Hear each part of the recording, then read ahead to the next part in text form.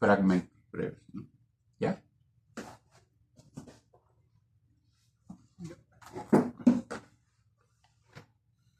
Hola, muy buenos días tengan todos ustedes.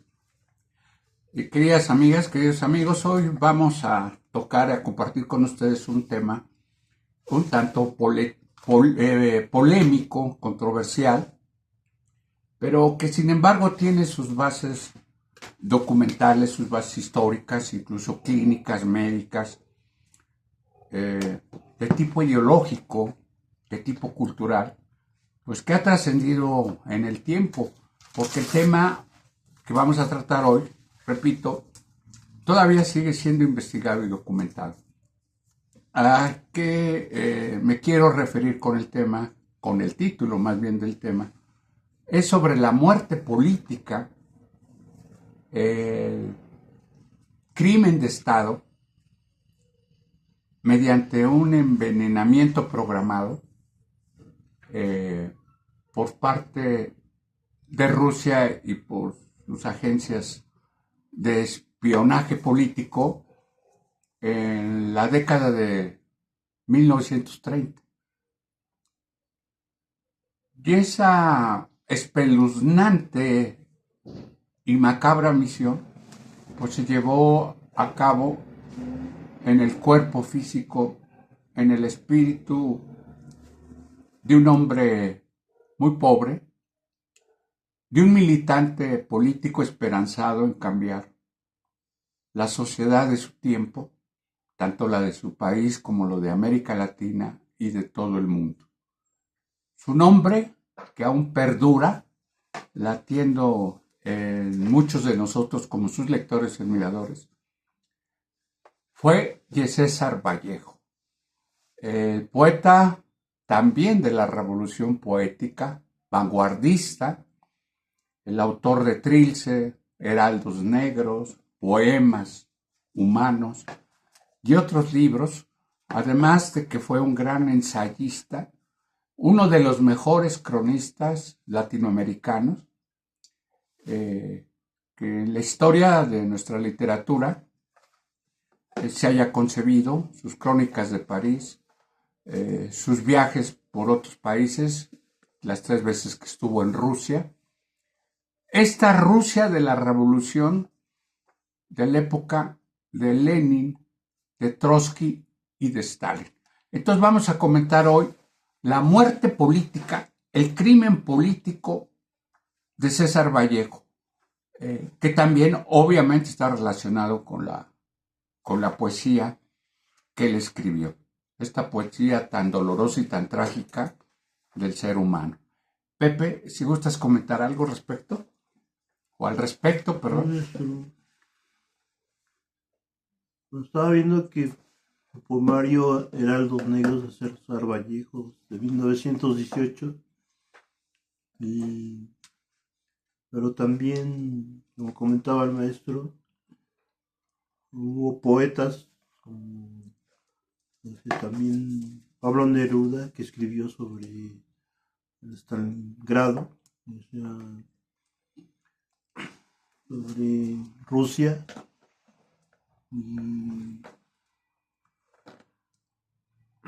pero acá el poemario Trilce también es de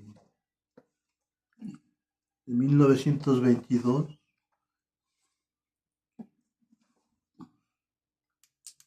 Voy a leer un poema de César Vallejo que se llama Yeso. Dice: silencio, aquí se ha hecho ya de noche, ya atrás del cementerio se fue el sol, aquí se está llorando a 1000 pupilas. No vuelvas, ya murió mi corazón. Silencio, aquí ya todo está vestido de dolor riguroso y arde apenas como un mal queroseno esta pasión. Primavera vendrá, cantarás, Eva, desde un minuto horizontal, desde un hornillo en que arderán los nardos de Eros. Forja allí tu perdón para el poeta, que ha de dolerme aún como clavo que se cierra un ataúd. Sí, Pepe. Entonces continuamos con el tema. El mejor ensayo político, incluso lo reconocen como tal, eh, escritores, investigadores, especialistas peruanos, o sea, que pertenecen al mismo país en el que nació César Vallejo. O sea, le dan mucho crédito a este ensayo de un investigador norteamericano que escribe en español, que se llama el asunto trotskista, la muerte política de César Vallejo. Es un estudio de Stephen Hart, así se llama, Stephen, F-H-E-N al final, Stephen Hart.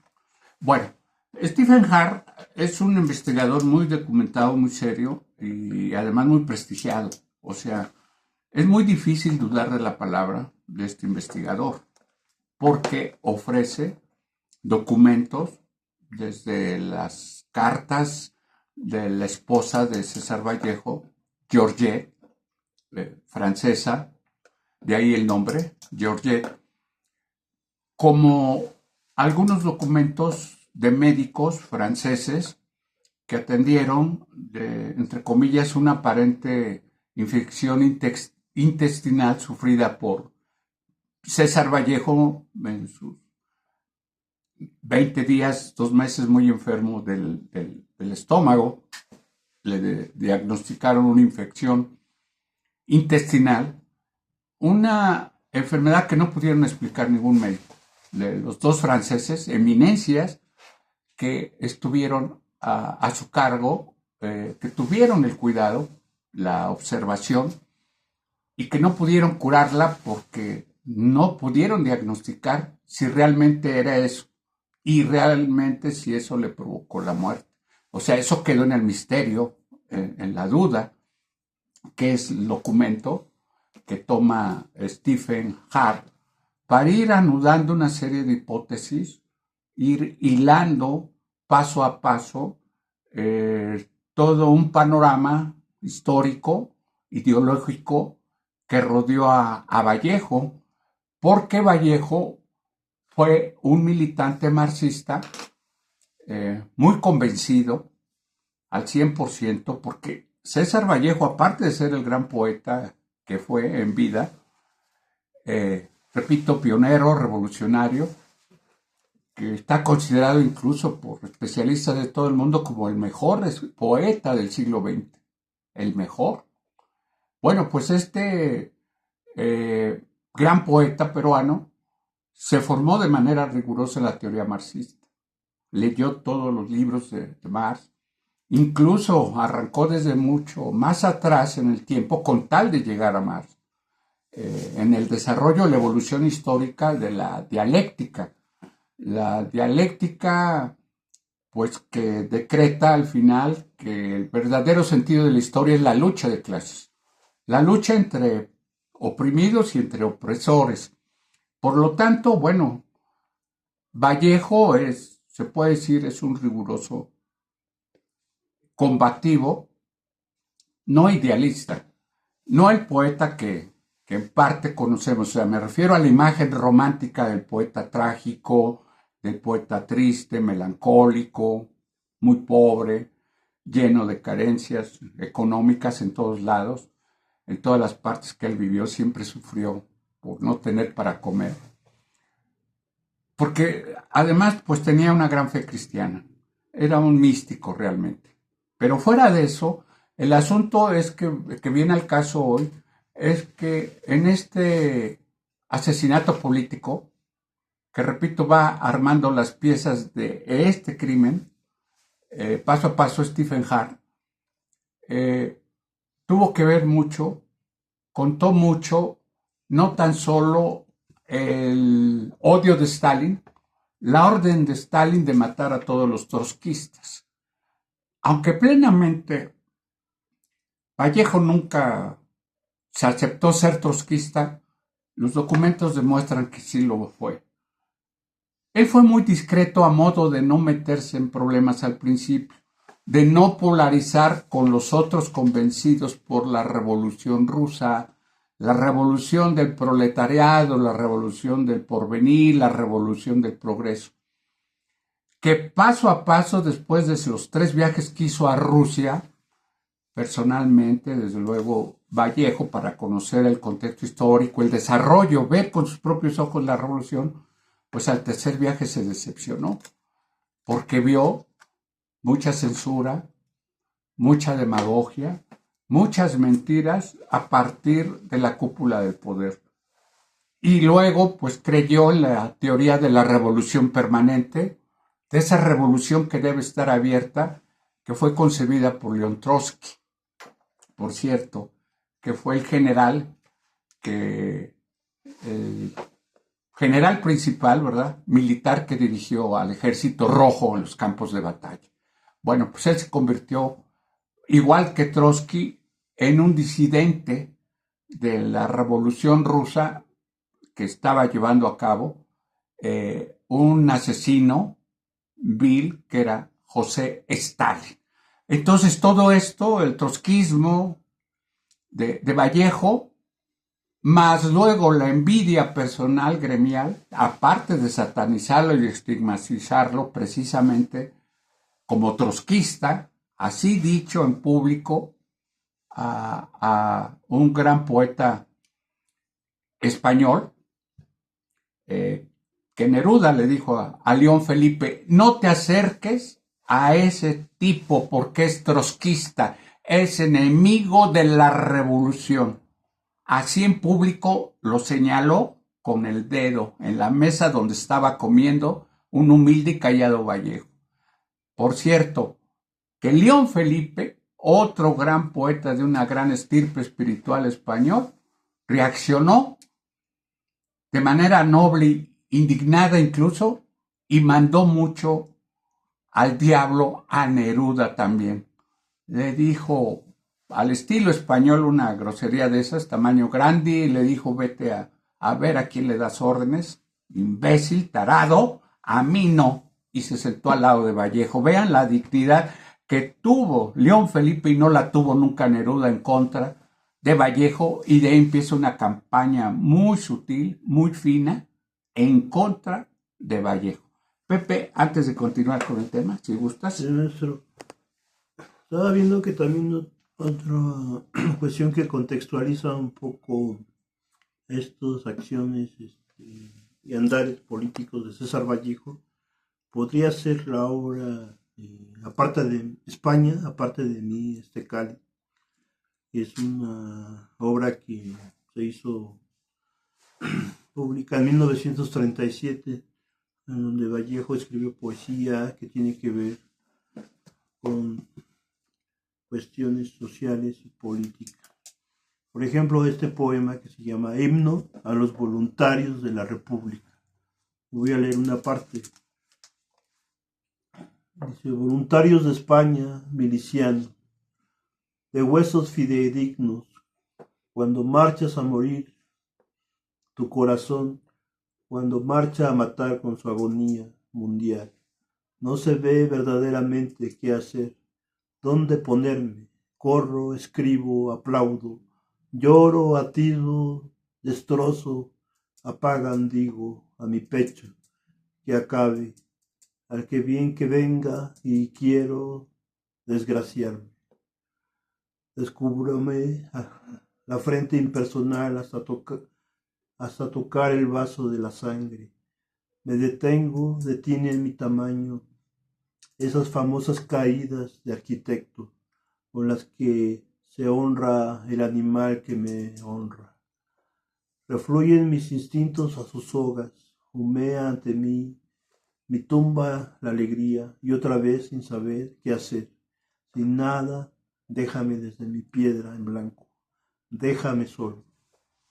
Sí, Pepe. Bueno, pues continuando con este aspecto político, estrictamente, recuerden que estamos tratando al personaje real de carne y hueso, porque Vallejo Mediante, que era también un gran idealista, un idealista puro, no un idealista romántico perdido en imágenes abstractas, quijotescas, no, no, de carne y hueso, de acción.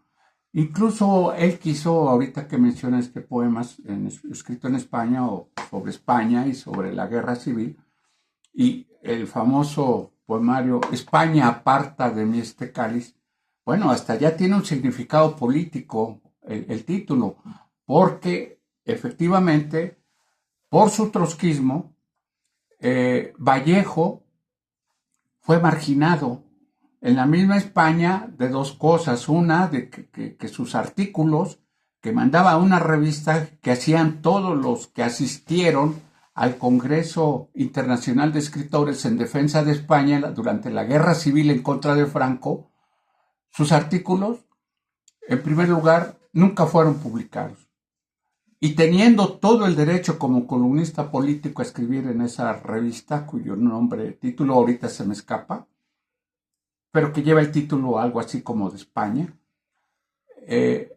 no se le aceptó publicarle, no se le aceptó ser miembro del Consejo Editorial, teniendo el derecho y todo el mundo reclamando que formara parte por su preparación intelectual, y no teniendo derecho a tener un solo pago como tenían todos los miembros, cuando él no tenía ni para comer, como todos los miembros iba a recibir un pago por sus colaboraciones o por su papel dentro del Consejo Editorial. Y la otra, que esos textos, artículos que hoy se conocen de tipo político atacando al franquismo español, muy bien fundamentados, fueron encontrados ocultos en un cajón de un escritorio que conforme iban llegando los iba escondiendo, no los rompió, por cierto, los fue guardando Pablo Neruda. Pablo Neruda siempre se caracterizó por ser un hombre, pues digamos, imprudente, por ser, repito, no envidioso. No estamos hablando de las típicas envidias literarias, que esas son naturales y normales en todo el mundo, hasta acá en Tlaxcala. Bueno, no estamos hablando de envidias. Estamos hablando de las actitudes verdaderamente humanas, reales, de militantes.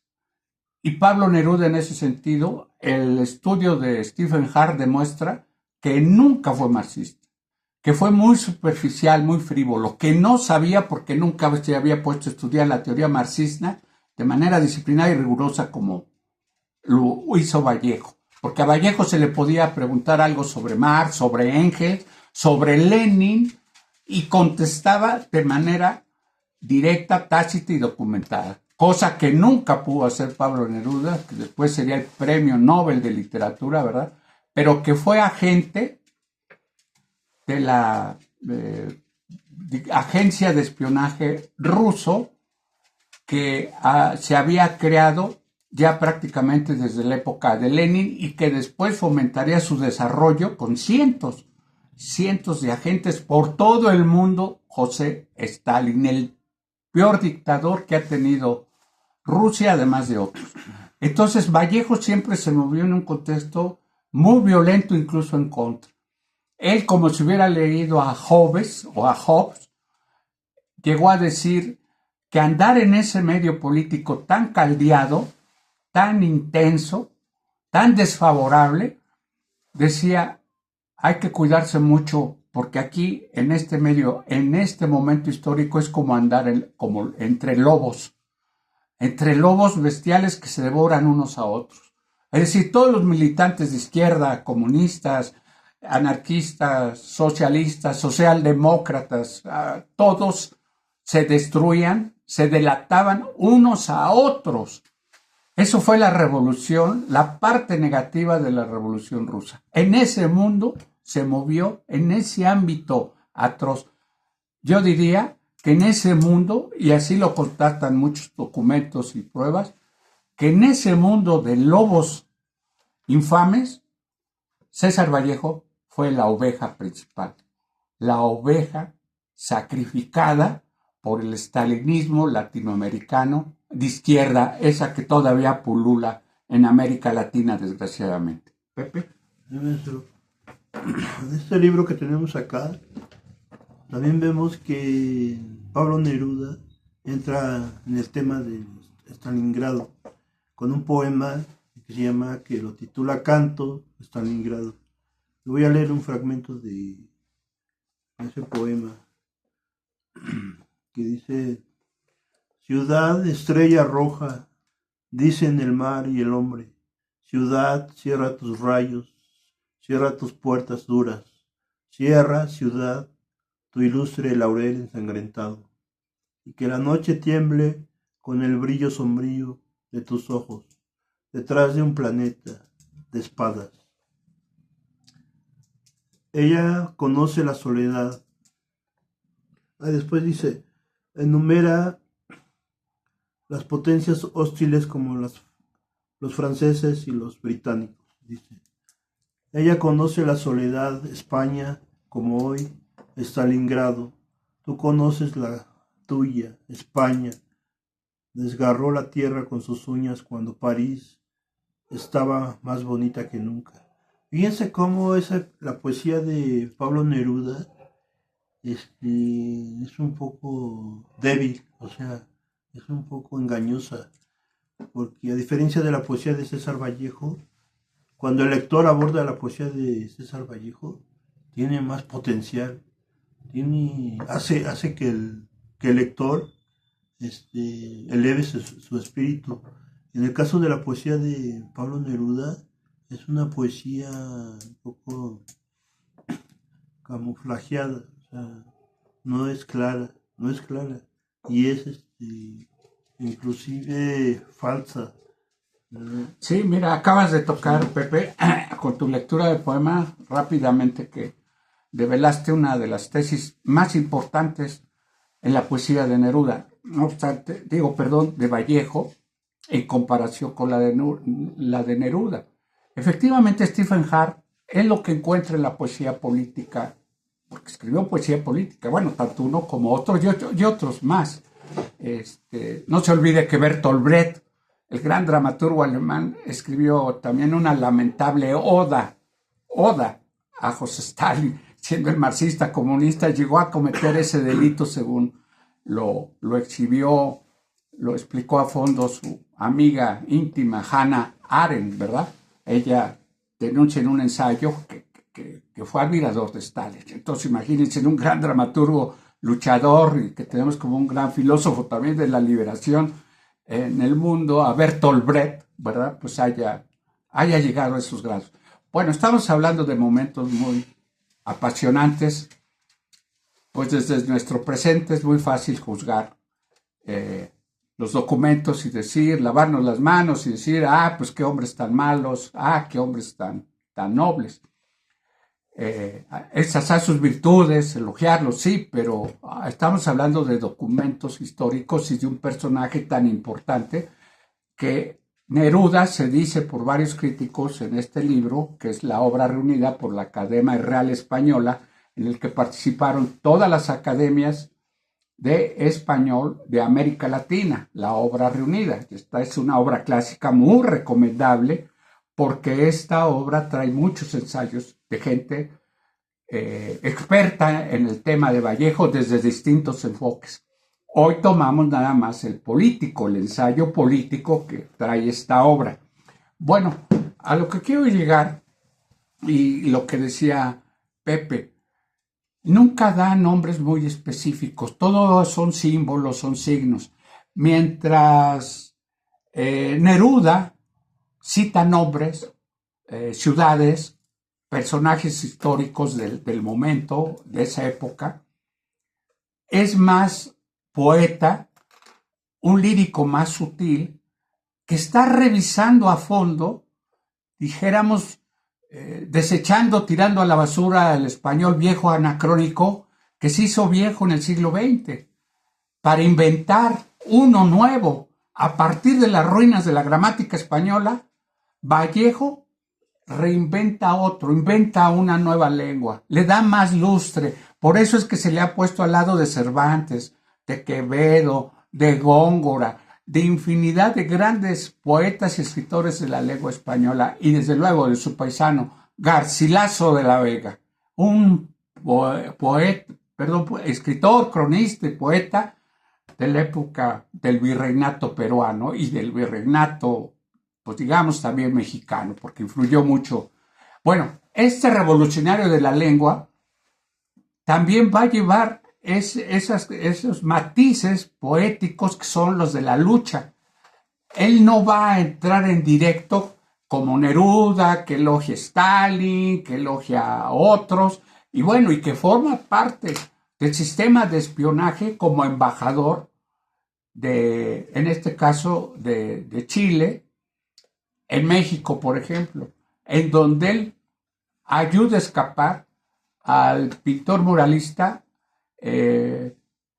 David Alfaro Siqueiros cuando él intenta, como antitrotskista, matar una vez junto con un grupo por órdenes que vienen desde Rusia por parte de Stalin, en Coyoacán, a León Trotsky, el líder mundial del trotskismo. No se pudo y la segunda vez sí se logra a través de Jack Mornar, un agente, un doble agente, espía, al servicio también de los aparatos de infiltración política e ideológica de Rusia. Es cuando lo asesinan. Bueno, se logra el objetivo de Stalin. Pues para encubrir en primer lugar a Siqueiros, que también estuvo al tanto de todo esto, Siqueiros pide la protección porque lo quiere detener obviamente la policía mexicana. Neruda le da su pase o su autorización diplomática para que él pueda salir del país, dice a dar un curso a Chile para que pueda escapar de las manos de la justicia.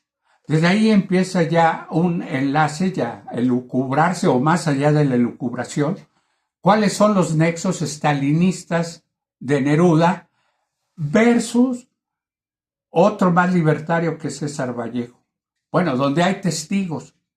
Hay testigos, por ejemplo, el mismo Octavio Paz, que joven fue en 1930 y tantos a la guerra civil, y otros que se dieron cuenta de ese odio, de esa actitud de repeler a la figura de Vallejo por ser trotskista, mientras Stalin era un furibundo stalinista y recibía los favores económicos y muchos más porque era la figura número uno, pues como poeta romántico de Chile, con ese famoso 20 poemas de amor y una canción desesperada que prende por todo el continente, ¿verdad?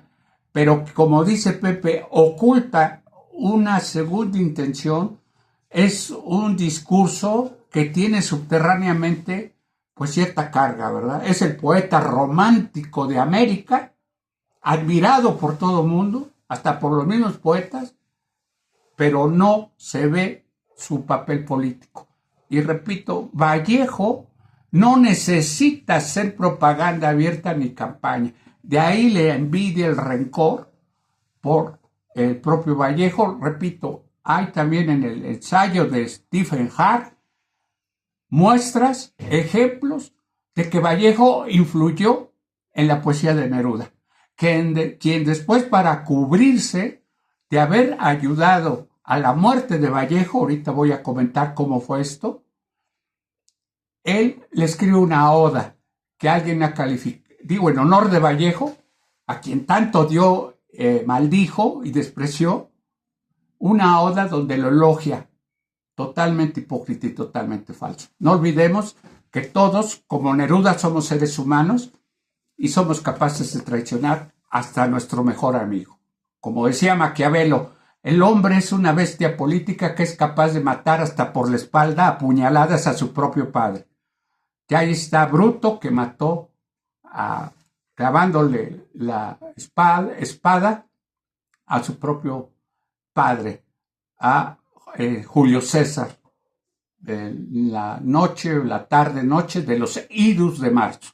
Así que, pues no olvidemos, para no ser injustos con Pablo Neruda, pero Pablo Neruda políticamente fue siempre un agente perverso. Eso es lo literal y aquí vienen las pruebas en este libro. Pues esa es la voz de César Vallejo, de su poema, el himno a los voluntarios de la República. Dice: un día diurno, claro, atento, fértil, oh Vieno, el de los lobregos semestres suplicantes, por el que iba la pólvora mordiéndose los codos. Oh dura pena y más duros pedernales, oh frenos de tascanos por el pueblo. Un día prendió el pueblo su fósforo cautivo, oró de cólera y soberanamente pleno circular, cerró su natalicio con manos selectivas, arrastraban candados ya los déspotas, y en el candado sus bacterias muertas. Batallas, no, pasiones y pasiones precedidas de dolores, con rejas de esperanza, de dolores de pueblos con esperanzas de hombres, muerte y pasión de paz, las populares, muerte y pasión guerreras entre olivos, entendámoslo, tal es tu aliento, cambian de agujas atmosféricas los vientos, y de llave las tumbas de tu pecho, en tu frontal, elevándose a primera potencia de martirio. Bueno, pues vamos a proseguir con el comentario sobre el ensayo político de Peter Hart dedicado al gran poeta peruano César Vallejo, el poeta universal más grande del siglo XX, de nuestro continente y seguramente de otras lenguas y culturas en el mundo entero. En 1922, Lenin inaugura la primera fábrica y el inmenso laboratorio muy gigante en San Petersburgo de producción de venenos.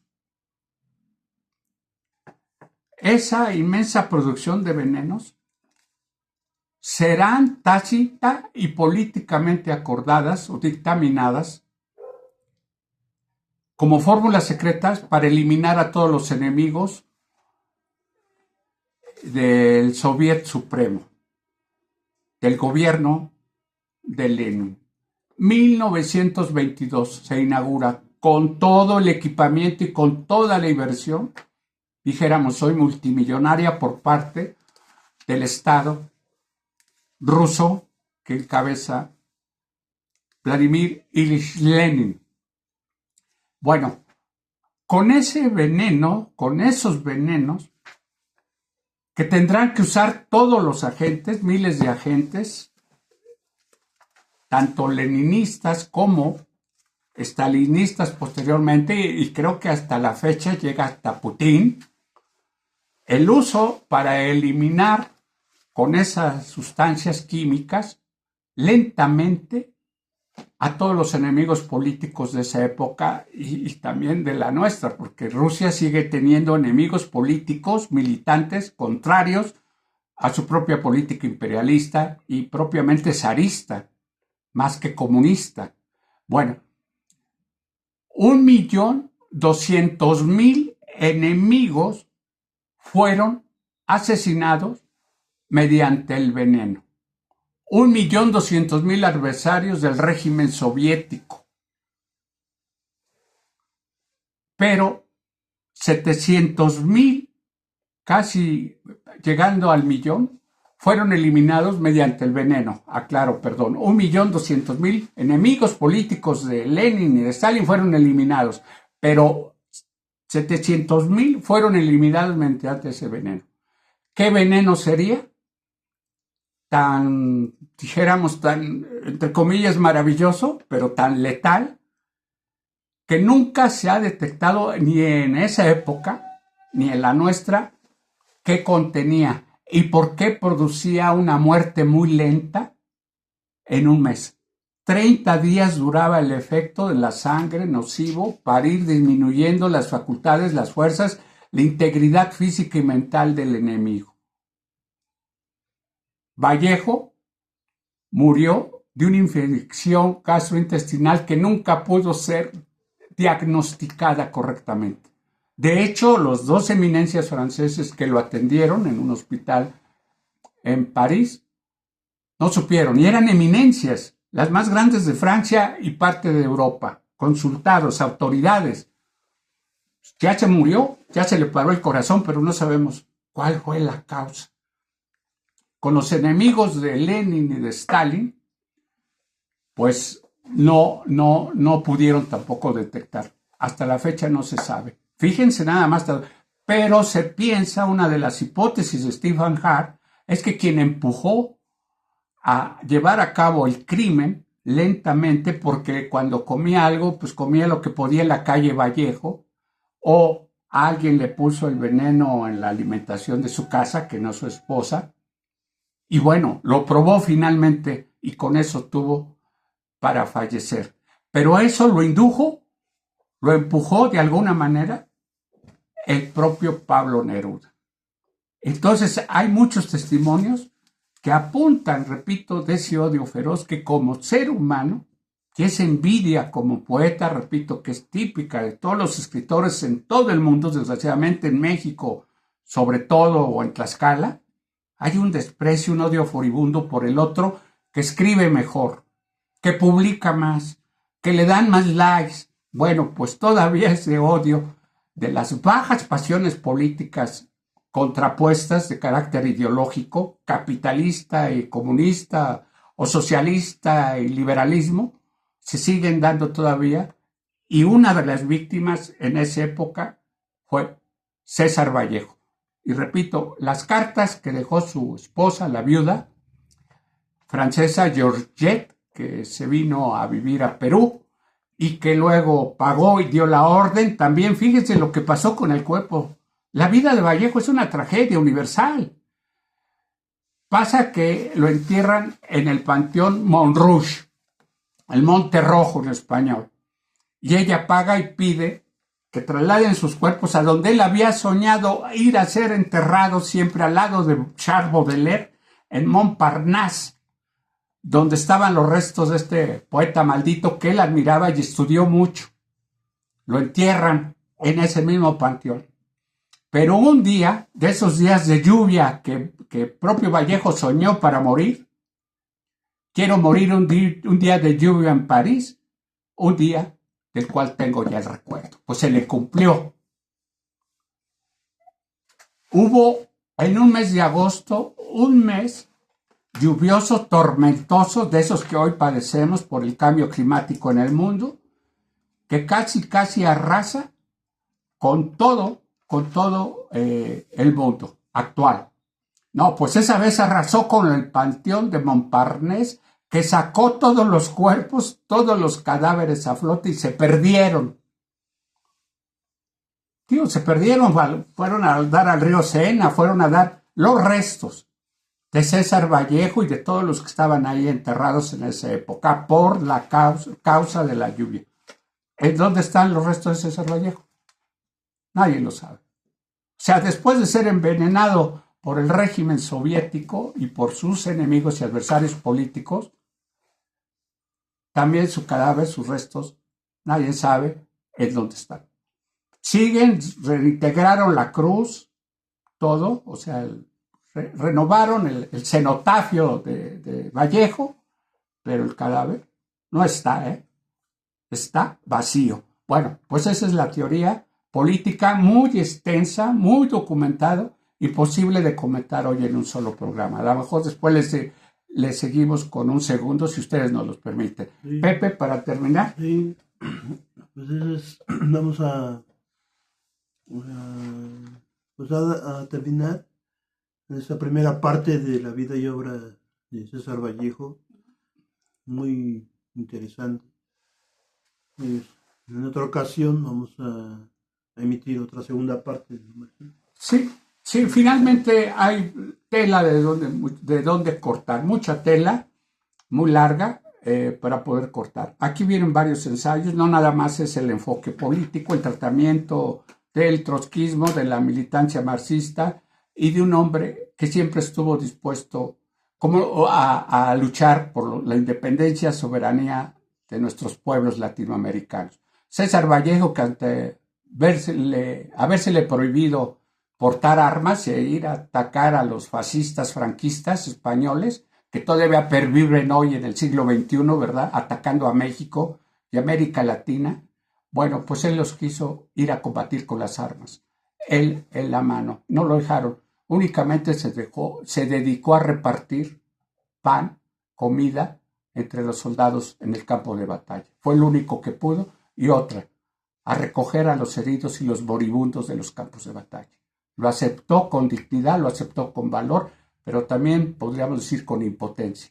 Pero bueno, aparte de escribirles grandes poemas, estos moribundos, heroicos, pues también compartió su pena a través de la poesía. El único arte que nos permite redimirnos a todos de todas nuestras limitaciones, errores y defectos humanos, como diría Federico Nietzsche. Bueno, pues muchas gracias y hasta luego. Gracias.